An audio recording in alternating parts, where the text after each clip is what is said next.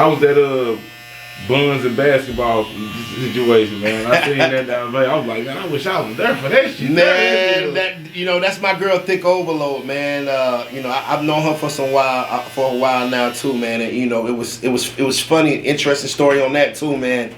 I've known Thick for probably 5-6 years before Thick Overload had a Instagram page, and I remember telling her, I was like, people are gonna gravitate to you if you get on Instagram and just find something to sell men other than the obvious things that women might try to sell men. Mm-hmm. And she came up with this dope idea of Buns and Basketball, man. I'm really extremely excited for her. They have a tours now as well. And whenever I'm in town, I always pop through. I always, try to host for and everything like that. But I see it getting huge.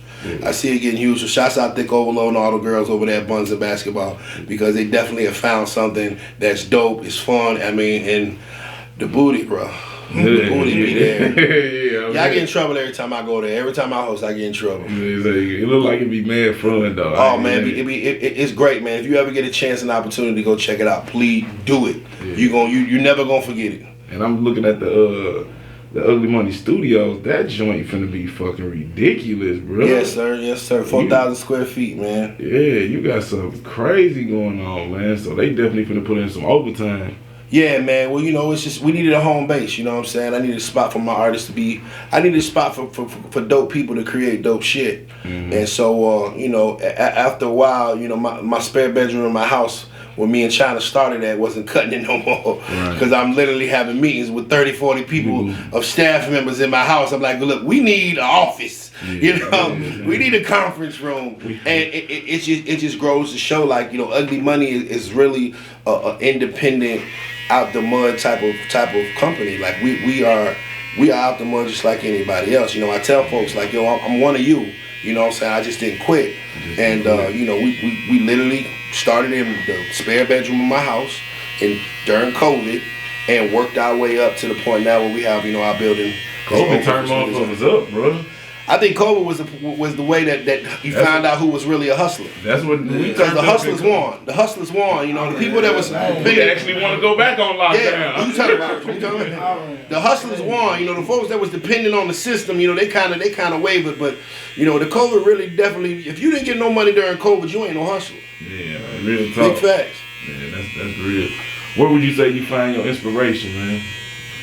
I think a lot of my inspiration comes from not having it. I think my inspiration comes from being broke before and not wanting to go back. From being homeless before and not wanting to go back. Just feeling the fact that I could not go and go get what I want, go buy what I want, and didn't know exactly where my next $100 was coming from.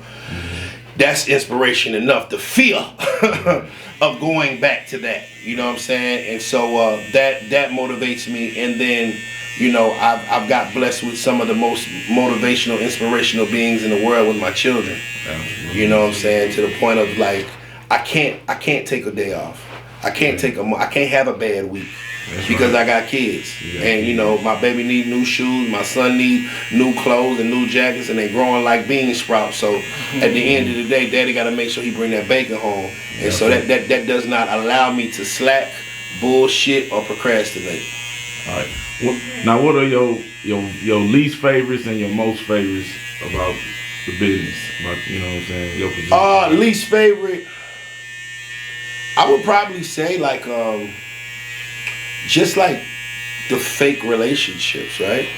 It's just a lot of people don't understand. It's just a lot of smoke and mirrors in this industry. It's a lot of double crossing. It's a lot of backstabbing. It's a lot of snakes, that are out.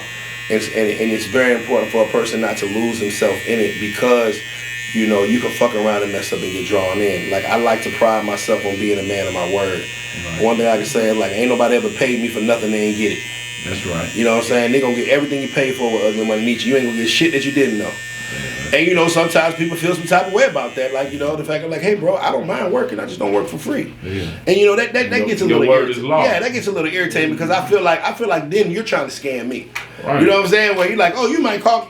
How am I? No, nigga, you're trying to scam me. You're trying to get me to spend my day working on your project or listening to it or servicing it or sending it to somebody, but you don't want to at least take care of me. That don't make no sense. So, you know, that's probably my least favorite, you know, is just dealing with those people that don't want to understand. It's okay with being ignorant, but it's the fact of the matter when you don't want to understand business, where that's extremely irritating. Now, as far as my favorite part of it, the seeing people grow, seeing people get on, seeing people, you know, reach those dreams, you know what I'm saying? Like, the first time I got an artist offered a deal at Boosie, I was more excited.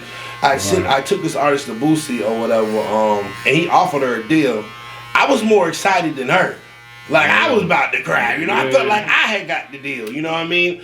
And so those moments are what's really heartfelt for me, is just seeing people grow. Like looking at China Monet and remembering when she had 1,000 followers and you know, one song recorded, and then looking at what she's become, you know, now with 70, 80,000 followers, and she's touring all over the country, and you know, she's a marketable star.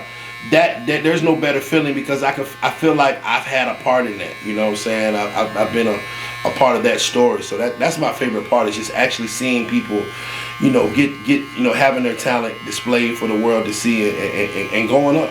Right. How you take your found fame when, you know, like when people see you out in the streets and shit and be like, man, there go Ugly Money right there, bro. You gotta get a picture, man. I try to take every last one of them, brother. And the reason why is because I can remember not long ago people didn't want to get a picture with me. Or people didn't care, or people didn't know to even ask. And so, you know, if it take me 5, 10 minutes, 20 minutes to take every picture or do every drop when they're at an event or whatever, then, you know, I try my best to. You know, so I tell people all the time, you know, I'm approachable. You know what I mean? Like, I ain't Hollywood at all. You know what I mean? It's just, I try to, you know, I try to give as much as I possibly can. Right. You know what I mean? Because I believe that's where my blessings come from. And blessings don't come from man, they come from God. But I believe if I give and put as much positive energy and good shit into this world, God gonna continue to bless me. Absolutely, man. Right. You put that energy out, that same metaphysical energy gonna meet right back with you. Mm-hmm. What is it like working with Boosie, man? Man, Boosie crazy, man. Good guy though, man. You know, I love working with Boosie because Boosie does good business. Boosie do business. You got the money, you got Boosie. I like that. Point blank period. It ain't no emotional thing. It ain't no weird shit. It's just Boosie gonna do what he gonna do, long as the business is right. And you know, and I can work like that, because you know that a lot of times that's how I am. Hey, we're gonna do some business. Let's do some business. I'm always open for business, and that's one thing I can respect about Boosie. Boosie be open for business.